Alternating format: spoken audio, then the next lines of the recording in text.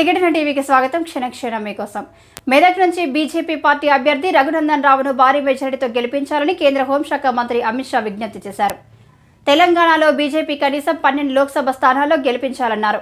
లోక్సభ ఎన్నికల్లో ఎన్డీఏ కూటమి 400 స్థానాల్లో విజయం సాధిస్తామని ధీమా వ్యక్తం చేశారు. నరేంద్ర మోడీని మూడోసారి ప్రధాని చేద్దామని పిలుపునిచ్చారు. సిద్దిపేటలో ఈరోజు ఏర్పాటు చేసిన బీజేపీ విశాల జనసభ బహిరంగ సభలో ఆయన పాల్గొన్నారు. ఈ సందర్భంగా మాట్లాడుతూ అయోధ్యలో రామ మందిరం కోసం ప్రధాని మోదీ కృషి చేశారన్నారు. కాశ్మీర్ను భారత్లో శాశ్వతంగా అంతర్భాగం చేసేందుకు మోదీ ఎంతో చేశారన్నారు. తెలంగాణలో విమోచన దినోత్సవం నిర్వహించాల్సి ఉందన్నారు. మజ్లిస్ పార్టీకి భయపడి బీఆర్ఎస్ కాంగ్రెస్ ప్రభుత్వాలు విమోచన దినోత్సవాన్ని నిర్వహించడం లేదని ఆరోపించారు. బీజేపీ వచ్చాక సెప్టెంబర్ 17న తప్పకుండా విమోచన దినోత్సవాన్ని నిర్వహిస్తామని హామీ ఇచ్చారు.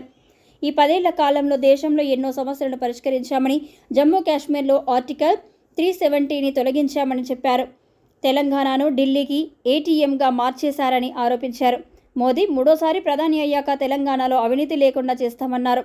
సమగ్ర తెలంగాణ వికాసం బీజేపీతోనే సాధ్యమని పేర్కొన్నారు.